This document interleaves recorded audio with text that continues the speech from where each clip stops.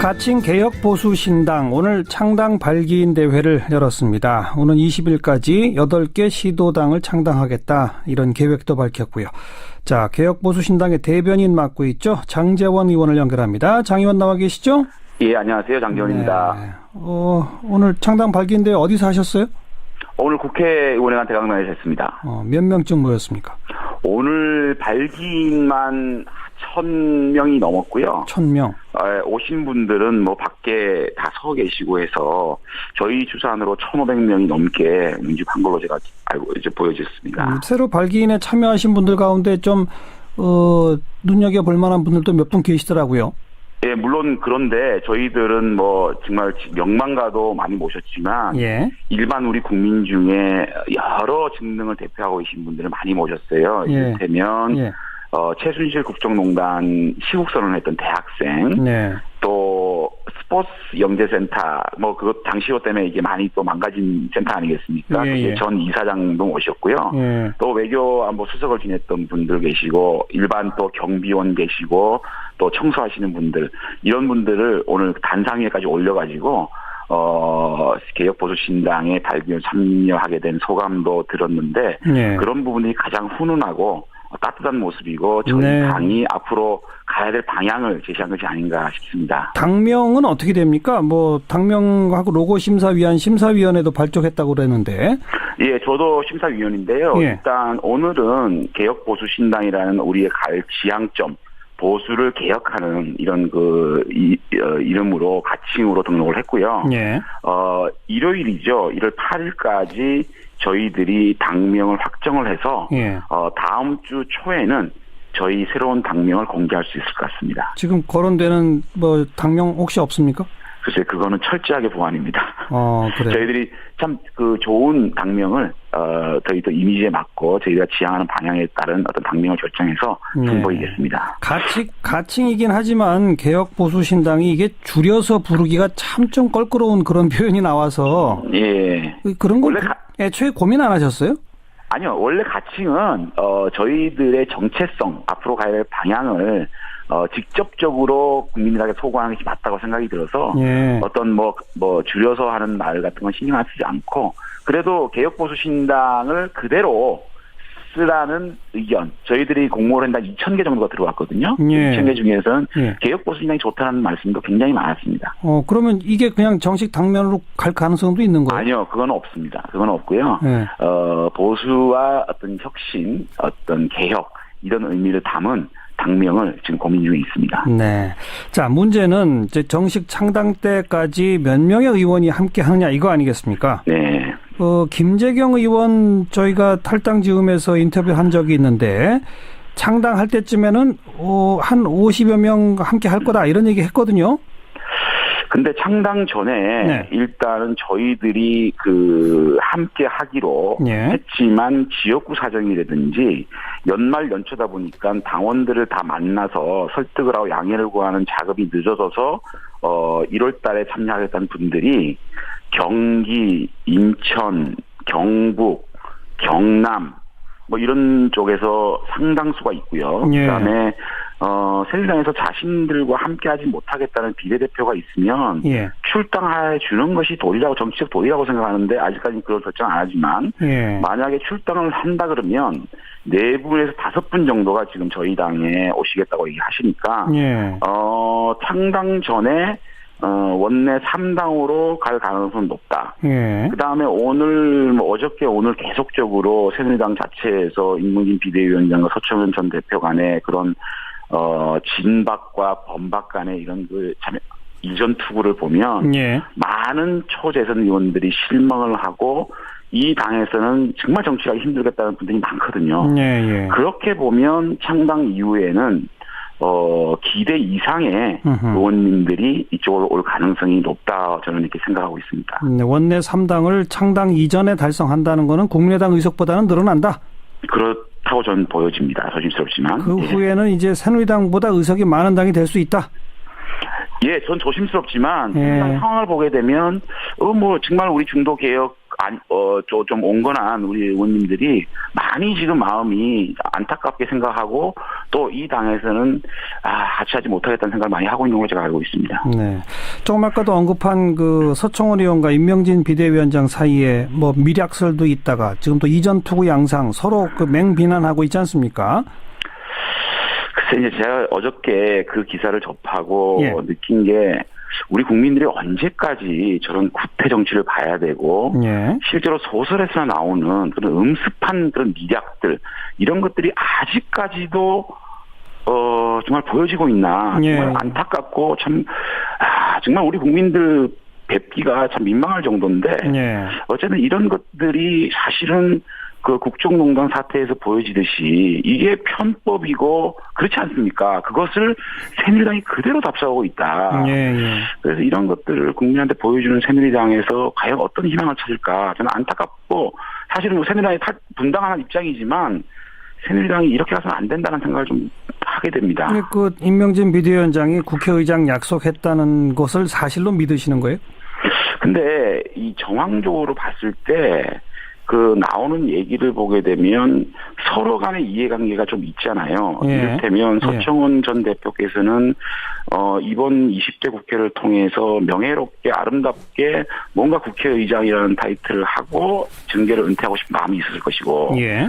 임명진 비대위원장 입장에서는 이 당에 들어와서 인적 쇄신 없이 어떻게 새누리당이 간판만 바꿔둔다고 국민들이 용납을 하겠습니까? 예. 그런 절박함도 있을 거라고 보거든요. 예. 그런데 서청원 대표나 진박 의원님들이 당을 나가지 않겠다고 하니 예. 그런 얘기들이 오갔을 가능성 또 하나는 임명진 비대위원장과 서청원 대표가 굉장히 친분이 있다는 거는 다 알려진 거 아니겠습니까? 그래요. 그렇기 때문에 그런 정황을 봤을 때는 사실일 가능성도 있지 않겠느냐. 저는 이렇게 조심스럽게 좀 생각을 해봅니다. 그러니까 정황상 인적 쇄신을 바라는 쪽과 아름다운 정계 은퇴를 기대하는 쪽과 또 오랜 친분과 생각해보면 있을 수 있는 미략설이고 그러면 그 미략대로 시행이 돼야 할 텐데 왜 중간에 이렇게 불협화음이 났을까요? 근데 저는 이런 생각을 해봤어요. 그 임명진 비대위원장께서 지금까지 행보를 보게 되면 굉장히 대쪽 같고 또 정의롭게 또 활동을 하셨고 또 시민단체에서 활동을 하지 않았습니까? 그런데 새누리당 비대위원회 오시면서 시민단체 경실련에서는 제명을 당했고 많은 비난들이 쏟아졌다고 그랬죠. 그러다 보면 임명진 비대위원장께서는 서청원 대표 정도만 이렇게 출당을 시키면 이것이 안정될 거라고 생각을 하셨는데 상황이 아니다. 막상 새누리당에 들어와 보니까 그 정도의 인적 쇄신을 가지고 많은 시민단체나 국민들이 용납할 수 있는 상황이 아닌 거예요. 그러다 보니까 서청원 대표만 이렇게 밀어내서는 되지 않겠다는 생각 때문에 좀 더 강력하게 인적 쇄신을 요구하기 위해서 조금 암덩어리다 이런 강력한 말을 쓰다 보니까 그러다 보니까 서청원 대표께서는 그냥 모멸감을 느낀 이런 상황 속에서 어떤 그 정말 같이 죽자 이렇게 된 상황이 아닌가라는 좀 생각을 해봅니다. 자, 이제 이 경우는 두 가지 결론이 예상되는 거예요. 하나는 결국 이제 서청원 의원, 최경환 의원 이런 분들이 굴복하고 나가는 결과가 나올 수 있고요.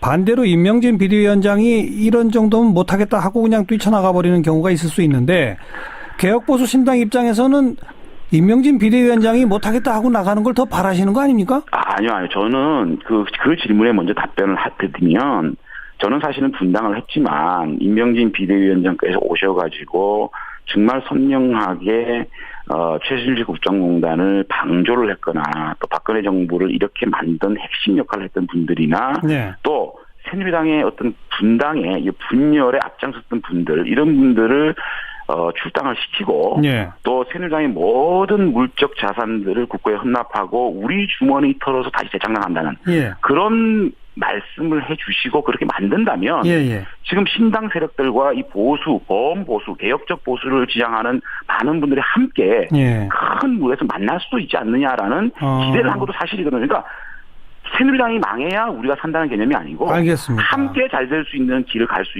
있다고 봤는데 그렇지 못한 게 너무 안타깝고 두 번째 질문이 이제 어떻게 될 것이냐는 부분인데 저는 많은 새누리당 초재선 의원님들이 임명진 비대위원장이냐 서청원 대표냐의 문제가 아니고 이제는 두 분 다 굉장히 큰 도덕적인 흠결이 났으니 두 분 다 좀 물러갔으면 좋겠다라는 생각을 갖고 있는 걸로 제가 알고 있습니다. 그래요? 그럼 어디로 가는 겁니까 이제? 그래서 저는 이게 아마 그 새누리당이 정말 뭐 지상우도 얘기하지 않았습니까? 새누리당이 죽어야 보수가 산다는 말씀하셨는데 예. 새누리당이 이제 역사적인 어떤 역사적인 어떤 그 임무가 끝나고 있지 않느냐, 저는 이런 생각을 해봅니다. 네. 그런데 아무튼 새누리당이 그 임명진 비대위원장이 애초 구상한 대로 제대로 쇄신하고 혁신하면 나중에 다시 하나가 되려고 하셨던 거군요. 저는 기대를 했습니다. 예. 그런데 지금 그런 기대를 어긋나고 있다. 그러니까 저희들이 30명이 분당을 하지 않았습니까? 네네. 그 우리 30명이 하지 못했던 일을 임명진 비대위원장이 하시면 예. 큰 우리가 또 뭐 노선이나 가치가 틀린 게 아니지 않습니까? 알았습니다. 저는 함께 할 수 있다고 생각했습니다. 예. 그런데 그러기 지금 쉽지 않은 양상이네요. 네. 새누리당이 더 왕창 무너져가지고 더 많이 탈당하고 이걸 그냥 바로 바라시는 건 아니었다? 아니요. 저희들은 그런 거보다는 이 좋습니다. 보수가 지금 예. 괴멸되기 때문에 저희가 나온 거 아니겠습니까? 근데 단지 뭐 보수 괴멸 뭐 이런 것이 아니라 정책적 차이도 있다 하면서 나오신 게 개혁보수신당이죠. 그렇습니다. 그리고 그 정책적 차이를 이제 구체화시키는 게 사안에 따라서 다른 야당과 협력할 수도 있고 사안에 따라서는 새누리당과 협력할 수 있고 이런 이제 캐스팅 보트를 주신 거 아니겠어요? 예, 뭐 그렇게 말씀해 주시니까 감사한데요. 예, 그렇다고 보여집니다. 그런데 예. 바로 지금 야권은 다 오케이 한 선거 연령 18세 이하에 대해서 결론을 내린 것처럼 보도가 되더니 하루 만에 입장이 또 바뀌었어요. 왜 그렇습니까? 교수님, 사실 저희가 오늘 발기인 대회를 했고요. 이제 9일 됐거든요. 예.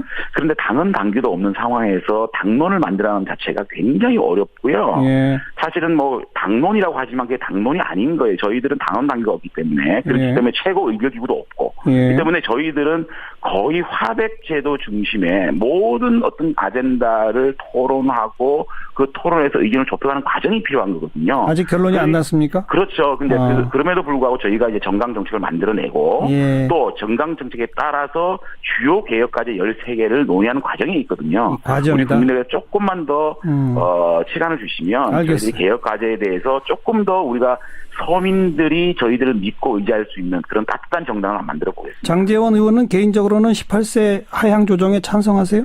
저는 이것이 정당이나 정파의 이양을 떠나서 예.